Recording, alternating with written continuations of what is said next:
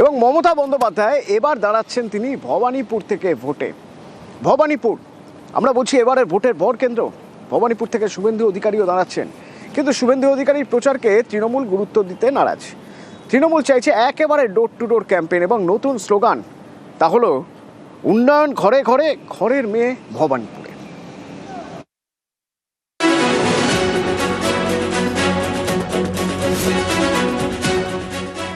আমি দাঁড়াচ্ছি আমাদের পার্টির পক্ষ থেকে। আমার মানুষের প্রতি বিশ্বাস আছে। আমি 365 দিন কাজ করি।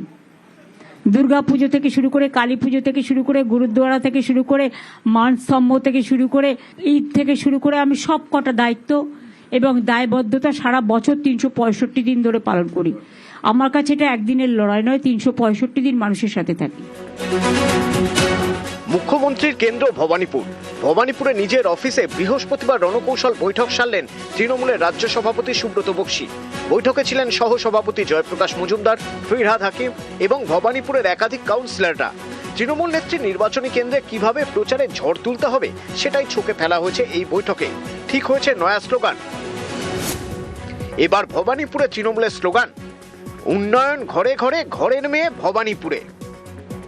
উন্নয়ন ঘরে ঘরে, ঘরের মেয়ে ভবানীপুরে, এটাই মূল উদ্দেশ্য আমাদের। তৃণমূলের দুর্গ ভবানীপুর, সেখানে জোর দেওয়া হচ্ছে ডোর টু ডোর প্রচারে। এদিনের বৈঠকে সিদ্ধান্ত নেওয়া হয়েছে ভবানীপুরের প্রতিটি বহুতলে এবং বাড়ি বাড়ি গিয়ে প্রচার করা হবে। প্রয়োজনে একই বাড়িতে একাধিকবার যেতে হবে। মমতা বন্দ্যোপাধ্যায় একাধিক সভা এবং মিছিল করবেন। 2021 সালে শোভনদেব চট্টোপাধ্যায়কে ভবানীপুর থেকে প্রার্থী করে তৃণমূল 28,719 ভোটে তিনি হারিয়ে দেন বিজেপির রুদ্রনীল ঘোষকে। 21-এ মমতা বন্দ্যোপাধ্যায় লড়েন নন্দীগ্রাম থেকে। সেখানে বিজেপির টিকিটে যেতেন শুভেন্দু অধিকারী। উত্তর 24 পরগনার খড়দা বিধানসভা থেকে যেতেন কাজল সিনহা। কয়েকদিন পরেই তাঁর মৃত্যু হয়।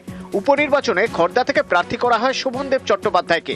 আর ভবানীপুরে উপনির্বাচনে লড়েন মমতা বন্দ্যোপাধ্যায়। বিজেপি প্রার্থী প্রিয়াঙ্কা টিবরেওয়ালকে হারান। 21-এ মমতা জেতেন 58,835 ভোটে। 24-এর লোকসভা ভোটে ভবানীপুরে তৃণমূল লিড নেয় 8,297 ভোটের। 28শে ফেব্রুয়ারি কমিশনের প্রথম ভোটার তালিকা অনুযায়ী ভবানীপুর কেন্দ্র থেকে বাদ গিয়েছে 47,129 জন ভোটারের নাম। In my constituency, I told you 60,000. Instead of that, I will win from Bhawanipur. Even there is a one vote. মুখ্যমন্ত্রীর কেন্দ্র, প্রতিপক্ষ বিরোধী দলনেতা একে গুরুত্ব দিচ্ছে না তৃণমূল। তাদের টার্গেট ভবানীপুরে জয়ের মার্জিন 21-এর থেকেও বাড়ানো। গোটা রাজ্যের যিনি মুখ্যমন্ত্রী তিনি ভবানীপুরের ঘরের মেয়ে। আর এই ঘরের মেয়ে স্লোগানকে সামনে রেখেই বিধানসভা নির্বাচনের 2026-এ ভবানীপুর কেন্দ্রিক প্রচারে জোর দিতে চাইছে হচ্ছে তৃণমূল কংগ্রেস।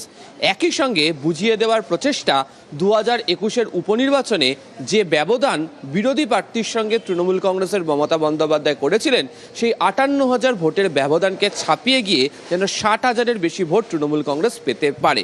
সেই রণকৌশল নিয়েই তৃণমূল কংগ্রেস আগামী দিনে ভবানীপুর জুড়ে প্রচার করার সিদ্ধান্ত নিল। ক্যামেরা রাজীব সিংয়ের সাথে আবির ঘোষাল, নিউজ 18 বাংলা, কলকাতা। বিজেপি দ্বিতীয় প্রার্থী তালিকা ঘোষণা হলো এবং এই দ্বিতীয় প্রার্থী তালিকায় দেখা যাচ্ছে যাদের নাম রয়েছে তারা দীর্ঘদিনের সৈনিক। অর্থাৎ বিজেপি এবারের এই দ্বিতীয় প্রার্থী তালিকা থেকে প্রমাণ হয় পুরনো মুখেই আস্থা রাখছে, ভরসা রাখছে বিজেপির কেন্দ্রীয় নির্বাচন কমিটি।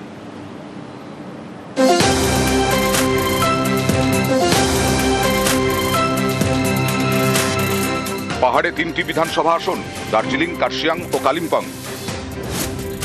এই 3 কেন্দ্রেই প্রার্থী বদলে দিল বিজেপি। দার্জিলিং এর দুবারের বিধায়ক নীরাজ জিম্বা, জিএনএলএফ এর নেতা, এবার তাঁকে টিকিট দেয়নি বিজেপি। দার্জিলিং এ বিজেপির টিকিটে লড়বেন নমন রায়, যিনি গোর্খা জনমুক্তি মোর্চার নেতা। राजनीति में कभी 2 कदम आगे 3 कदम पीछे लेना पड़ता है, क्योंकि हमारा एमएलए के ऊपर तो इलेक्टोरल अलायंस नहीं है, हमारा तो बीजेपी के साथ मुद्दा के ऊपर अलायंस है। तो 2 बार मेरे को तो टिकट दिया था, 2 बार जनता ने भी मेरे को विजय तुलाया था। तो ठीक है, इस बार नहीं दिया है तो दूसरे कोई और को दिया है। हाँ, गठबंधन जरूर रहेगा। 2021-এ কার্শিয়াংয়ে জেতেন বিজেপির বিষ্ণু প্রসাদ শর্মা।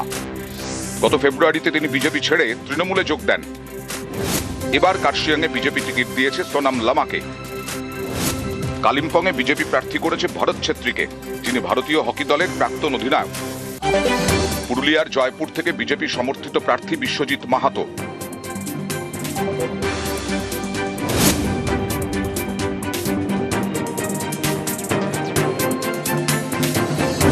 পুরুলিয়ায় প্রায় 23% কুর্মী ভোট। এই কুর্মীদের মন পেতে তাদের নেতা অজিত মাহাতোর ছেলে বিশ্বজিৎ মাহাতোকে সমর্থন করছে বিজেপি। বিশ্বজিৎ দাঁড়িয়েছেন জয়পুর কেন্দ্র থেকে। বিশ্বজিৎ মাহাতোর নানা মন্তব্যে বিতর্ক হয়েছে। অনেকের মতে এই কারণেই বিজেপি সরাসরি তাদের টিকিট না দিয়ে সমর্থন জানাচ্ছে। আমি মানুষের জন্য কাজ করতে চাই, আমাকে সুযোগ করে দিয়েছে, ওই জন্য বিজেপি পার্টিকে অশেষ ধন্যবাদ। এটা দেশের সব থেকে বড় পার্টি, স্বাভাবিক এটা কাজে লাগবে। আমার জয়পুর বিধানসভায় আজ পর্যন্ত যেটা হয়নি, আমি সেই রেকর্ড ভোটে জিতবো। এদিনের প্রকাশিত তালিকায় একাধিক হেভিওয়েট প্রার্থী রয়েছেন, যেমন মানিকতলায় বিজেপি প্রার্থী তাপস রায়। কোনো লড়াই কঠিনও নয়, সহজও নয়, লড়াই। এটা 14th ইলেকশন হবে আমার, সুতরাং মানুষের কাছে যাব সরকারের ব্যর্থতাকে নিয়ে। নোয়াপাড়ায় বিজেপি প্রার্থী অর্জুন সিং। তৃণমূল পার্টিটাই চলছে গুন্ডা আর পুলিশের ভরসা। নোয়াপাড়া মানুষ এইসব ধরনের লোককে পছন্দ করে না। 200% কনফিডেন্স ও লড়াইতে যে নেই, ও লড়াইতে মানে থাকার যোগ্যও নেই। সোনারপুর দক্ষিণে রূপা গঙ্গোপাধ্যায়। সোনারপুরে মানুষ আমাকে আন্দোলনেও দেখেছে। সোনারপুরে মানুষ, সোনারপুর মানে উত্তর দক্ষিণ বারুইপুর সব জায়গায় আমাকে মানুষ আন্দোলনে দেখেছে। সবাই খুব খুশি। আমার ধারণা আজকে যা পরিস্থিতি, তাতে মানুষ শুধু ভারতীয় জনতা পার্টিকেই চাইছে। কোচবিহারের মাথাভাঙায় নিশীথ প্রামাণিক, এগড়ায় দিব্যেন্দু অধিকারী। তরুণ রাজনীতির বিরুদ্ধে আমার লড়াই না, লড়াই তৃণমূল কংগ্রেসের বিরুদ্ধে। আমাদের নেতা নরেন্দ্র মোদীর নেতৃত্বে ডবল ইঞ্জিন সরকার গড়ার লক্ষ্যে দল আমাকে মনে করেছে। আমি সকলের কাছে আবেদন রাখবো, সবাই পদ্ময় ভোট দেবে। হিরণ চট্টোপাধ্যায়কে এবার খড়গপুর সদরে টিকিট দেয়নি বিজেপি, দিয়েছে দিলীপ ঘোষকে। হিরণকে টিকিট দেওয়া হয়েছে হাওড়ার শ্যামপুরে।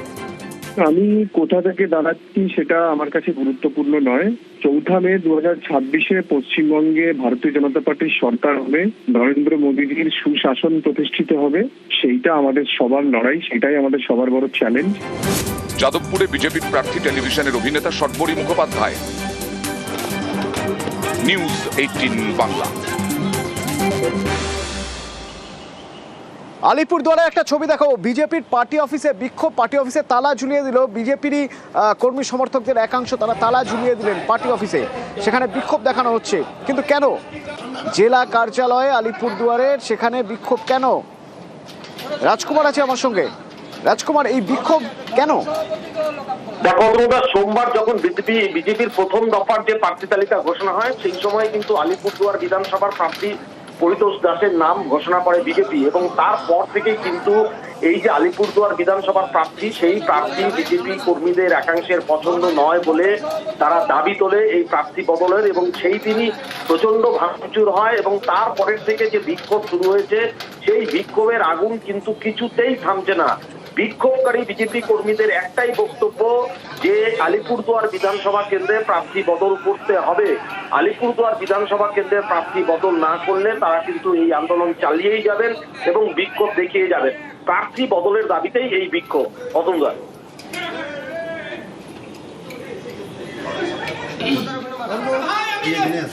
আলিপুরদুয়ার জেলা সভাপতি এবং রাজ্য নেতৃত্বদের বলা হয়েছিল সকাল থেকে আসার জন্য, তার জন্য অনির্দিষ্টকালের জন্য আজকে এই মনস্টিকার অফিস এবং ভারতীয় জনতা পার্টির অফিস টোটাল সাথে যতক্ষণ না বসবে ওরা, আর মনস্টিকা এবং দীপক বর্মন কিসের ভয় এত কার্যকর্তাদের সাথে দেখা করার জন্য আসতে পারে না ওরা।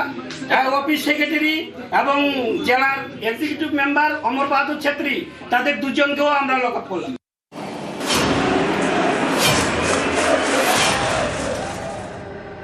অধিকারী, পাপিয়া অধিকারী টালিগঞ্জে বিজেপির প্রার্থী। পাপিয়া অধিকারী টলিপাড়ায় চেনা মুখ, তিনি প্রচার শুরু করলেন। তবে প্রচার শুরু করলেন বোড়ালে ত্রিপুরেশ্বরী মন্দিরে পুজো দিয়ে প্রচার শুরু করলেন, এবং দেখা গেল তার প্রচারে তিনি জনসংযোগে জোর দিচ্ছেন।